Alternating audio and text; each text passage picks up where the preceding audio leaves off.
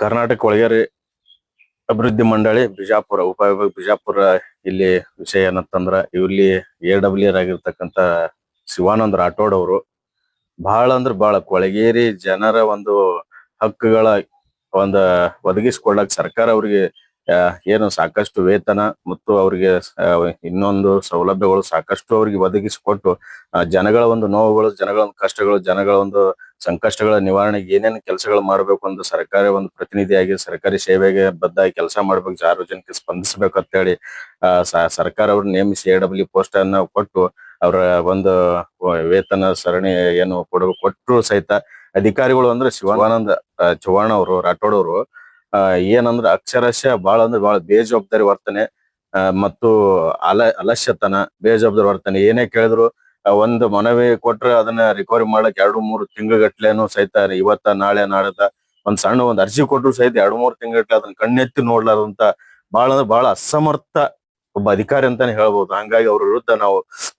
ಸೋಮವಾರ ದಿನಾಂಕ 13ನೇ ತಾರೀಕು ಸೋಮವಾರ ದಿನ, ಏಪ್ರಿಲ್ 13ನೇ ತಾರೀಕು ಸೋಮವಾರ ದಿನ ಬೃಹತ್ ಪ್ರಮಾಣದಲ್ಲಿ ಜಿಲ್ಲಾ ಕೊಳಗೇರಿ ಅಭಿವೃದ್ಧಿ ಮಂಡಳಿಯನ್ನ ಮುತ್ತಿಗೆ ಹಾಕುವುದಂತದ್ದು ತಮ್ಮ ಮಾಧ್ಯಮ ಮೂಲಕ ನಾನೆಲ್ಲ ಕೊಳಗೇರಿ ಮಂಡಳಿಯ ಕೊಳಗೇರಿ ಜನಗಳಿಗೆ ನಾನು ಮನವಿ ಮಾಡ್ತೀನಿ. ಅವತ್ತು ಬೃಹತ್ ಪ್ರಮಾಣದಲ್ಲಿ ಎಲ್ಲಾ ಯಾರ್ಯಾರು ವಂಚಿತರಿದ್ದೀರಿ, ಹಕ್ಕುಗಳಿಂದ ವಂಚಿತ ಜನಗಳು ಯಾರ್ಯಾರು ಇದ್ದೀರಿ, ಸ್ಲಮ್ ಅಲ್ಲಿ ಕೊಳಗೇರಿ ಜಾಗಗಳಲ್ಲಿ ವಾಸ ಮಾಡುವಂತವ್ರೆಲ್ಲ ನೀರಾಗಿರ್ಬೋದು, ರಸ್ತೆ ಆಗಿರ್ಬೋದು, ಚರಂಡಿ ಆಗಿರ್ಬೋದು, ವಿದ್ಯುತ್ ಸಂಪರ್ಕ ಆಗಿರ್ಬೋದು, ಬೇರೆ ಬೇರೆ ಕಡೆ ಕುಡಿಯುವ ನೀರಿನ ಸಮಸ್ಯೆಗಳಾಗಿರ್ಬೋದು, ಎಲ್ಲಾ ಏನೇನು ಕೊಳಗೇರಿ ಜಾಗದಲ್ಲಿ ಎಲ್ಲೆಲ್ಲಿ ಸಮಸ್ಯೆಗಳದಾವ್ರ ಎಲ್ಲಾ ಕೊಳಗೇರಿ ನಿವಾಸಿಗಳು ಏಪ್ರಿಲ್ 13ನೇ ತಾರೀಕು ಬೆಳಿಗ್ಗೆ 10 ಗಂಟೆಗೆ ಇಲ್ಲಿ ಆಫೀಸ್ಗೆ ಬರ್ಬೇಕಂತ ಹೇಳಿ ತಮ್ಮ ಮಾಧ್ಯಮ ಮೂಲಕ ಎಲ್ಲಾ ಕೊಳಗೇರಿ ಜನಗಳಿಗೆ, ಮಹಾಜನತೆಗೆ ನಾನು ಮನವಿ ಮಾಡ್ತೀನಿ. ಸರ್, ಇನ್ನೊಂದೇನಪ್ಪಾ ಅಂತಂದ್ರ ಈ ಕೊಳಗೇರಿ ನಿಗಮದಿಂದ ದಲಿತ ಜನಾಂಗಕ್ಕೆ ಮಂಜೂರಾದಂತ ಮನೆಗಳು ಬೇರೆ ಜನಾಂಗದವ್ರಿಗೆ ಕೊಟ್ಟು ಅವ್ರ ಮನೆ ಮ್ಯಾಗ ಅವ್ರ ಹೆಸರು ಹಾಕಿ GPS ಮಾಡ್ಕೊಂಡ್ ಬಂದಾರ ಅಂತ ಕೇಳಿ ಬರ್ತದೆ ಸರ್. ಇದಕ್ಕೆ ನೀವು ಏನ್ ಹೇಳ್ತೀರಿ? ಎಸ್, ನಾನೇ ಮೊದಲು ಪ್ರಸ್ತಾಪ ಮಾಡ್ಬೇಕಂದಿದ್ದೆ.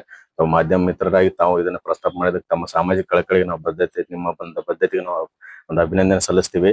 ಇದು ಅಕ್ಷರಶಃ 100ಕ್ಕೆ 100ರಷ್ಟು ನಿಮ್ಮ ಮಾತಲ್ಲಿ ಸತ್ಯಾಂಶ ಅದ. ಇದು ಇಷ್ಟೇ ಅಲ್ರಿ, ಎಲ್ಲೂ ಒಂದು ಕೊಳಗೇರಿ ಮಂಡಳಿಯಿಂದ ಇಂಡಿ ರೋಡ್ಗೆ ನಿರ್ಮಾಣ ಮಾಡಿದ ಮನೆಗಳಾಗಿರ್ಬೋದು, ಸಿಂಧಿಯಲ್ಲಿ ಮನೆ ನಿರ್ಮಾಣ ಆಗಿರ್ಬೋದು, ನಿಡಗುಂದಿಯಲ್ಲಿ ಆಗಿರ್ಬೋದು, ಮುದ್ದೇಬಳದಲ್ಲಿ ನಮ್ಮ ಸ್ನೇಹಿತರದ ಮುದ್ದೇಬಳದಲ್ಲಿ ಆಗಿರ್ಬೋದು, ಆ ಮನೆಗಳ ಕಳಪೆ ಮನೆಗಳು, ಸಂಪೂರ್ಣ ಕಳಪೆ ಕಿಟಕಿ ಬಾಗಿಲುಗಳು, ಅವನ್ನ ಒಂದಷ್ಟು ಕಿಟಕಿ ಕುಂದಿರಿಸಿ ಕೊಡುವಂತದ್ದು ಸಹಿತ ಇವರಿಗೆ ಒಂದ್ ಏನಂದ್ರ ಅಷ್ಟು ನಿರ್ಲಜ್ಜವಾಗಿ ಕೆಲಸ ಮಾಡ್ತಾರ. ಮತ್ತು ಮನೆಗಳು SC/ST ಬರ್ತಕ್ಕಂಥ ಮನೆಗಳು ಅವು ಯಾರಿಗೆ ತಲುಪ್ತವೆ ಅಂತಕ್ಕಂಥದ್ದು ಸಹಿತ ಇಲ್ಲ. ಯಾರಾದ್ರೂ ಕೇಳಿದ್ರೆ ದುಡ್ಡು ಕೊಟ್ಟು ಹಣ ಕೊಟ್ಟು ಹೋರಾಟದ ಹಿಂದೆ ಸರಿಸುವಂತದ್ದು ಸುಮಾರು ಆಗಿದಾವೆ ಇಲ್ಲಿ. ನಾವು ಅದನ್ನ ಯಾವ್ದು ಇನ್ನೂವರೆಗೆ ಎಷ್ಟೇ ಮಾಡಿದ್ರು ಹೋರಾಟಕ್ಕೆ ನಾವು ಅದೇನೇ ಹೋರಾಟದ ಪದ್ಧತಿಯನ್ನ ನಾವು ಉಳಿಸ್ಕೊಂಡಿದೀವಿ, ನಾವು ಅದೇ ಮುಂದುವರಿಸ್ತೀವಿ. ಇದನ್ನ ನೀವು ಹೇಳಿದಂತ ಪ್ರಶ್ನೆ 100ಕ್ಕೆ 100ರಷ್ಟು ಸತ್ಯವಾದ್ದು. ಇದು ಅಷ್ಟೇ ಅಲ್ಲ, ಕಳಪೆ ಮನೆಗಳು ಒಂದು ದುರಸ್ತಿ ಆಗಿರ್ಬೋದು, ನೀರಾಗಿರ್ಬೋದು, ರಸ್ತೆ ಆಗಿರ್ಬೋದು, ಇಲ್ಲಿ 2 ವರ್ಷ ಆಯ್ತು ಮನೆಗಳು 2-3 ವರ್ಷ ಆಲಕ್ ಬಂತು. ಅಲ್ಲಿ ಇನ್ನೂವರೆಗೆ ಒಂದ್ ಸಣ್ಣ ಕಿಟಕಿ ಬಾಗಿಲಿಗೆ ಸಹಿತ ಹಾಕ್ಲು ಬಿಟ್ಟಾರ. ಬಿರುಕು ಮನೆಯಲ್ಲೇ ಸಹಿತ ಇನ್ನೂ ವಾಸವಾಗಿ ಜನಗಳು ಅದಾರ. ಅವು ಕುಡಿಯುವ ನೀರು ಬಾಣಂತಿಯರು, ಈ ಬೇಸಿಗೆ ಬಂತು, ಬಾಣಂತಿಯರು, ವಯೋವೃದ್ಧರು ಅದಾರ, ಚಿಕ್ಕ ಮಕ್ಕಳು ಅದಾರ. ಅವ್ರಿಗೆ ಕುಡಿಯೋ ನೀರು ಮನೆ ನಾವು ವಿಸಿಟ್ ಮಾಡಿದ್ವಿ ಅಲ್ಲಿ ಕಾಲೋನಿಗಳಿಗೆ. ಕುಡಿಯುವ ನೀರು ಸಹಿತ ಪರಿತಪಿಸುವಂತ ದಿನಗಳದ. ಕುಡಿಲಾರ್ದು ಎಷ್ಟೋ ಜನ 2-3 ಕಿಲೋಮೀಟರ್ ಹೋಗಿ ನಾವು ನೀರ್ ತಗೊಂಡ್ಬರ್ತೀವಿ ಅಂತ ಇವ್ರಿಗೆ 3-4 ಬಾರಿ ಹೇಳಿದ್ರು ಸಹಿತ ಸ್ಪಂದಿಸ್ತಾ ಇಲ್ಲ. ಇಂತ ಹಠಮಾರಿ, ಇಂತ ಬೇಜವಾಬ್ದಾರಿ, ಇಂತ ನಿರ್ಲಜ್ಜ ಅಧಿಕಾರಿ ನನ್ನ ವೃತ್ತಿ ಜೀವನ, ನಾನು 13 ವರ್ಷದ ಹೋರಾಟದ ನನ್ನ ದಿನಗಳಲ್ಲಿ ಇಂತ ನಿರ್ಲಜ್ಜ ಅಧಿಕಾರಿ ಎಂದೆಂದೂ ನೋಡೇ ಇಲ್ಲ. ಅಂತ ಒಬ್ಬ ನಿರ್ಲಜ್ಜ ಅಧಿಕಾರಿ ಅಂತ ನಾನು ಈ ಸಂದರ್ಭ ಬಹಳ ಕಟು ಮಾತುಗಳನ್ನ ನಾನು ಅವ್ರ ದುರ್ವರ್ತನೆ ಖಂಡಿಸ್ತಿದ್ದೇನೆ. ಸರ್, ಇನ್ನೊಂದೇನಪ್ಪಾ ಅಂತಂದ್ರ ಒಟ್ಟಿನಲ್ಲಿ ಕೊಳಗೇರಿ ಮಂಡಳಿ ಅನ್ನೋದೇನಪ್ಪ ದಲಿತರ ಹಕ್ಕನ್ನು ಕಿತ್ತುಕೊಳ್ಳುತ್ತ ಅನ್ಸುತ್ತೆ. ನಿಮ್ಗೆ ಹೆಂಗ ಅನ್ಸುತ್ತೆ ಸರ್? Yes sir. ಯಾಕಂದ್ರೆ ಇವರು ಅಧಿಕಾರಿಗಳನ್ನೇ ಇದಕ್ಕೆ ನೇರ ಹೊಣೆ. ಅಧಿಕಾರಿಗಳು ಯಾರಿಗೆ ಸೌಲಭ್ಯ ಮುಟ್ಟಬೇಕಾದ ಅವ್ರಿಗೆ ಮುಟ್ಟಿಸ್ದೇನೆ ಯಾವ್ದೋ ಒಂದು ಆಶೆ ಆಮಿಷಕ್ಕೆ ಬಲಿಯಾಗಿ ಯಾವುದೇ ಒಂದು ತಮ್ಮ ಒಂದು ಪ್ರಭಾವಿಗಳ ಮಾತಿಗೆ ಮಣಿದು ಅದನ್ನ ಅರ್ಹರಿಗೆ ಸೌಲಭ್ಯನ ಮುಟ್ಟಿಸಿದೆ, ಅನರ್ಹರಿಗೆ ಅಂದ್ರೆ ಯಾರು ಒಳ್ಳೆಯವರು ಇರ್ತಾರ ಅವ್ರ ಪರ ಮನೆಗಳು, ಒಳ್ಳೆ ಗಟ್ಟುಮುಟ್ಟು ಮನೆಗಳು, ಇಲ್ಲದಂತ ಜನಗಳು ಅಲ್ಲೇ ಜೋಪಡಿಯ ಜನಗಳು, ಗುಡಿಸಲ್ ಜನಗಳು ಮತ್ತು ಬಿರುಕು ಮನೆಗಳು, ಕಿಟಕಿ ಬಾಗಿಲು ಮುರಿದಂತ ಮನೆಗಳು, ಅಲ್ಲಿ ಮನೆ ಇದೆ, ನೀರಿಲ್ಲ, ಬೆಳಕಿಲ್ಲ, ಲೈಟ್ ಇಲ್ಲ, ಇವಂತ ಮನೆಗಳು ಏನು ಮಾಡಿ ಕೊಡ್ಬೇಕಂತಂದ್ರ ಸ್ಲಮ್ ಬೋರ್ಡ್ ಮನೆಗಳು ಯಾವ ತರ ಇರ್ಬೇಕಂದ್ರ ಅದು ಎಷ್ಟು ದುರಸ್ತಿ ಇರ್ಬೇಕಂದ್ರ ಅಷ್ಟು ಒಂದು ಗಟ್ಟುಮುಟ್ಟಾದ ಮನೆಗಳಂತ ಸರ್ಕಾರ ಅದಕ್ಕಾದಂತ ಒಂದು ಪ್ರತ್ಯೇಕ ನಿಗಮ ಮತ್ತು ಅದಕ್ಕಾದಂತ ಅನುದಾನ ಸರ್ಕಾರ ಸ್ಪೆಷಲ್ ಗ್ರಾಂಟ್ ಇದೆ. ಅದನ್ನೆಲ್ಲ ದುರುಪಯೋಗ ಮಾಡ್ಲಿಕ್ಕೆ ಅದಕ್ಕೆಲ್ಲ ಕಾರಣ ನೇರ ಜಿಲ್ಲಾ ಮಟ್ಟದ ಅಧಿಕಾರಿಗಳು. ಇಲ್ಲಿ ಈ ಜಿಲ್ಲೆಗೆ ಸಂಬಂಧಪಟ್ಟಂತೆ ನಮ್ಮ ಶಿವಾನಂದ ರಾಠೋಡ ಗುರುಗಳು ಇದನ್ನ ಬಹಳ ಕಟು ಮಾತಲ್ಲಿ ಅವ್ರನ್ನ ದುರ್ವರ್ತನೆ ಕಾಣಿಸ್ತಾ ಇದೆ. ಗೌಡಪ್ಪ ಬಡಿಗೇರ್, ದಲಿತ ಸ್ವರಾಜ್ಯ ಸೇನೆ, ಕರ್ನಾಟಕ. ಕೊಳಗೇರಿ ಅಭಿವೃದ್ಧಿ ನಿಗಮ ಅಂತಕ್ಕಂಥದ್ದು ಸಮಾಜದ ಕಡೆಯ ಸ್ಥಾನದಲ್ಲಿರ್ತಕ್ಕಂಥ ಶೋಷಿತ ಸಮುದಾಯದ ಜನರಿಗಾಗಿ ಅವರ ಒಂದು ಅಭಿವೃದ್ಧಿಗಾಗಿ ಯೋಗಕ್ಷೇಮಕ್ಕಾಗಿ ಆರ್ಥಿಕವಾಗಿ ಅವ್ರಿಗೆ ಸಬಲರನ್ನಾಗಿ ಮಾಡುವಂತ ಉದ್ದೇಶದಿಂದ ಈ ನಿಗಮ ಇವತ್ತು ಸೃಷ್ಟಿಯಾಗಿರ್ತಕ್ಕಂಥದ್ದು. ಆದ್ರೆ ನಾವಿವತ್ತು ಕಾಣ್ತಾ ಇರ್ತಕ್ಕಂಥದ್ದು ಇವತ್ತು ಇನ್ನೂ ದುರ್ಬಲರಿರ್ತಕ್ಕಂಥ ಕೊಳಗೇರಿ ಸ್ಲಮ್ ಬೋರ್ಡ್ ನಲ್ಲಿ ಇರ್ತಕ್ಕಂಥ ಜನರಿಗೆ ಯಾವುದೇ ಒಂದು ಅವ್ರಿಗೆ ಸಿಗ್ಬೇಕಾಗಿರ್ತಕ್ಕಂಥ ಸವಲತ್ತಾಗಿರ್ಬೋದು, ಅವ್ರಿಗೆ ಸೌಕರ್ಯಗಳನ್ನ ಆಗಿರ್ಬೋದು ಒದಗಿಸಿದೆ ಇವತ್ತು ಇನ್ನೂ ದುರ್ಬಲನಾಗಿ ಮಾಡುವಂತ ಒಂದು ಕೊಳಗೇರಿ ನಿಗಮ ಇವತ್ತು ಅಭಿವೃದ್ಧಿ ಆಗಿದೆ ಅಂತೇಳಿ ನಾ ಇವತ್ತು ಖಂಡಿಸ್ತಾ ಇದ್ದೀನಿ. ಯಾಕಪ್ಪ ಅಂತಂದ್ರೆ ಸುಮಾರು ಇವತ್ತು ವಿಜಯಪುರ ಜಿಲ್ಲೆಯ 50ರಿಂದ 52 ಸ್ಲಮ್ಗಳಿದಾವೆ. ಪ್ರತಿ ನಗರ ಬೇರೆ ಬೇರೆ ತಾಲೂಕಿನಲ್ಲೂ ಕೂಡ ಸುಮಾರು 2ರಿಂದ 3 ಸ್ಲಮ್ಗಳನ್ನ ಹಿಡಿದ್ರೆ ಸುಮಾರು 70ರಿಂದ 180 ಸ್ಲಮ್ಗಳು ನಮ್ಮ ಜಿಲ್ಲೆಯಲ್ಲೇ ಇದಾವೆ. ಆದ್ರೆ ಇಲ್ಲಿವರೆಗೂ ಕೂಡ ಒಂದು ಸ್ಲಮ್ ಅನ್ನು ಕೂಡ ಇವರು ಅಭಿವೃದ್ಧಿ ಅತ್ತ ಆ ಒಂದು ಅವರಿಗೆ ಸಿಗ್ಬೇಕಾಗಿರ್ತಕ್ಕಂಥ ಸವಲತ್ತುಗಳ ಮನೆ ಆಗಿರ್ಬೋದು, ಕರೆಂಟ್ ಆಗಿರ್ಬೋದು, ನೀರಿನ ವ್ಯವಸ್ಥೆ ಆಗಿರ್ಬೋದು, ಅವರಿಗೆ ಶಿಕ್ಷಣ ಕೊಡ್ತಕ್ಕಂತ ಇದು ಆಗಿರ್ಬೋದು, ಅವು ಯಾವನ್ನು ಕೊಡದೆ ಯಾವುದೋ ಒಂದು ಸ್ಲಮ್ ಅನ್ನ ಅಭಿವೃದ್ಧಿ ಮಾಡುವತ್ತ ಇವತ್ತು ಅಧಿಕಾರಿಗಳು ಯಾವುದೇ ಕಾರ್ಯವನ್ನ ಮಾಡಿಲ್ಲ.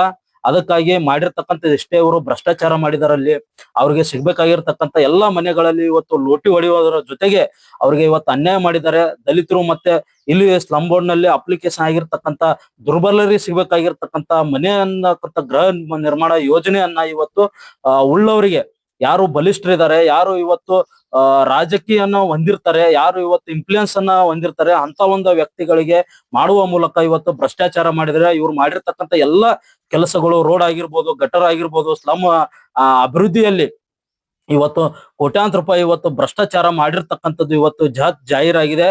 ಅದಕ್ಕಾಗಿ ನಾವೆಲ್ಲರೂ ಕೂಡ ಇವತ್ತು ಎಲ್ಲ ಸಂಘಟನೆಗಳನ್ನ ಸೇರಿ ಇವತ್ತು ದಲಿತ ಸಮರ ಸೇನೆಯ ಗೌಡಪ್ಪ ಅವರ ಒಂದು ನೇತೃತ್ವದಲ್ಲಿ ಸೋಮವಾರ ನಾವು ಇವತ್ತು ಈ ಒಂದು ಸ್ಲಮ್ ಅಭಿವೃದ್ಧಿ ನಿಗಮ ಏನಿದೆ ಆ ಒಂದು ಸ್ಲಮ್ ಬೋರ್ಡ್ ವಿರುದ್ಧ ನಾವು ಹೋರಾಟ ಮಾಡ್ತಾ ಇದ್ದೇವೆ. ಸುಮಾರು ಎಲ್ಲಾ ನನ್ನ ನಗರದಲ್ಲಿ ಇರ್ತಕ್ಕಂಥ ಸ್ನೇಹಿತರು ಎಲ್ಲರೂ ಕೂಡ ಈ ಒಂದು ಹೋರಾಟಕ್ಕೆ ಇವತ್ತು ನೀವೆಲ್ಲರೂ ಕೈ ಜೋಡಿಸ್ಬೇಕು. ಯಾಕಪ್ಪ ಅಂತಾರೆ ಸುಮಾರು ಲಕ್ಷಾಂತರ ಇವತ್ತು ಸ್ಲಮ್ ನಲ್ಲಿ ಇವತ್ತು ಉಳಿತಕ್ಕಂತ ಜನರ ಪರವಾಗಿ ಒಂದು ಧ್ವನಿ ಇದೆ. ಯಾವುದೇ ಒಬ್ಬ ಉಳ್ಳ ವ್ಯಕ್ತಿ ಪರ ಇವತ್ತು ನಾವು ಧ್ವನಿ ಎತ್ತಾ ಇಲ್ಲ. ಅದಕ್ಕಾಗಿ ತಾವೆಲ್ಲರೂ ಕೂಡ ಈ ಒಂದು ಹೋರಾಟಕ್ಕೆ ನಾಳೆ ಸೋಮವಾರ ದಿನ ನಡೆಯುತ್ತಂತ ಹೋರಾಟ ತುಂಬಾ ಒಂದು ಗಾಂಭೀರ್ಯತೆಯಿಂದ ಇವತ್ತು ಧ್ವನಿ ಇಲ್ಲದೆ ಇರತಕ್ಕಂತ ಜನಗಳಿಗೋಸ್ಕರ ಈ ಒಂದು ಹೋರಾಟ ನಡೀತಿದೆ.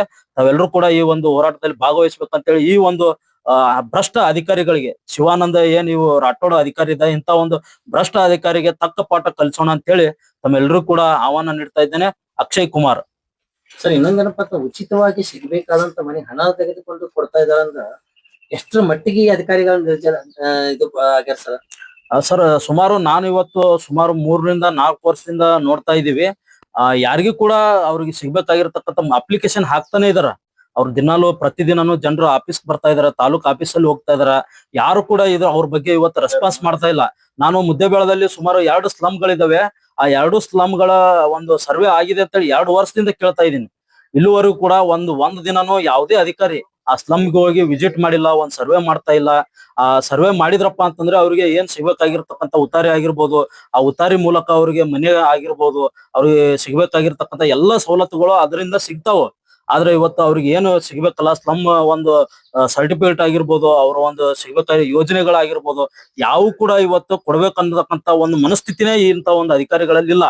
ಆ ಕಾರಣಕ್ಕಾಗಿ ಇವ್ರು ಏನ್ ಮಾಡ್ತಾ ಇದ್ರಪ್ಪ ಅಂತಂದ್ರೆ ಆ ಜನರಿಗೆ ಮುಗ್ಧ ಜನರಿಗೆ ಇವತ್ತ ಇವ್ರು ಅನ್ಯಾಯ ಮಾಡುವ ಮೂಲಕ ತಮ್ಮ ಒಂದು ಹೊಟ್ಟೆಯನ್ನು ತುಂಬಿಸ್ಕೊತಾ ಇದ್ರೆ ಅವರ ಹೊಟ್ಟೆ ಮೇಲೆ ಇವತ್ತು ಹೊಡೆಯುವಂತ ಕೆಲಸ ಇವತ್ತಿನ ಈ ಒಂದು ಶಿವಾನಂದ ರಾಠೋಡ್ ಅಂತಕ್ಕಂತ ಸ್ಲಮ್ ಗೋಡ ಅಧಿಕಾರಿ ಇವತ್ತು ಮಾಡ್ತಾ ಇದ್ರೆ. ಅದಕ್ಕಾಗಿ ಅವ್ರಿಗೆ ನಾವು ತಕ್ಕ ಪಾಠ ಕಲಿಸ್ತೀವಿ. ಸೋಮವಾರ ದಿವಸ ಯಾವುದೇ ಇದ್ರು ಕೂಡ ಏನೇ ಇದ್ರು ಕೂಡ ಇವತ್ತು ಹೋರಾಟ ಇವ್ರ ವಿರುದ್ಧ ನಾವು ಮಾಡೇ ಮಾಡ್ತೀವಿ ಅಂತೇಳಿ ಪ್ರತ್ಯಕ್ಷವಾಗಿ ಇವತ್ತು ನಾವು ಮಾಧ್ಯಮ ಮುಖಾಂತರ ತಿಳಿಸ್ತಾ ಇದ್ದೇವೆ. ಥ್ಯಾಂಕ್ಸ್.